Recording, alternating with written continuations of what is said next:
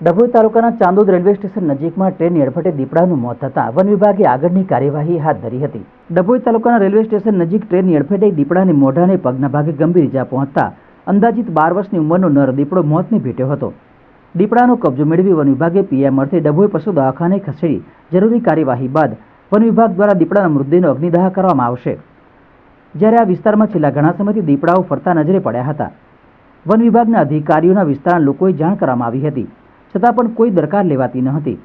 આજે દીપડાનું મોત થઈ ગયું હતું।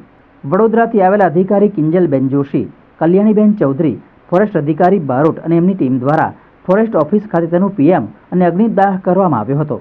આજ રોજ ચાણોદ રેલવે સ્ટેશનના સ્ટાફ દ્વારા અમને ફોન દ્વારા માહિતી મળી કે દીપડો અથડાઈને અહીંયા ટ્રેક પર પડ્યો છે, તો અમે વન વિભાગની ટીમને જાણ કરતા વન વિભાગની ટીમ તાત્કાલિક સ્થળ પર પહોંચી અને ત્યાં સ્થળ નિરીક્ષણ કરી ને દીપડો અથડાયો હતો એટલે એના બધા ક્રેક થયા હતા અને ઓર્ગન્સ છૂટા પડ્યા હતા।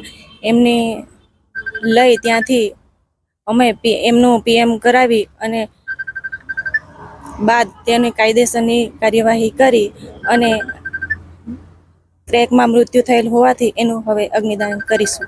આજ રોજ સવારે 7 વાગ્યાની આજુબાજુ ચાણોદ રેલવે સ્ટેશન ટ્રેક પર ફોરેસ્ટ ડિપાર્ટમેન્ટને એવી જાણ થયેલી કે ટ્રેન સાથે દીપડો અથડાવાથી મરણ થયેલ છે અને ત્યાં ટ્રેક ઉપર પડેલ છે, જેનું ફોરેસ્ટ વિભાગ દ્વારા દીપડાને ત્યાંથી કલેક્ટ કરી બોડી અને એની સાથે જે ઓર્ગન વેરવિખેર થયેલા હતા એ કલેક્ટ કરી અને અહીં ફોરેસ્ટ ઓફિસ પર લાવવામાં આવેલ છે।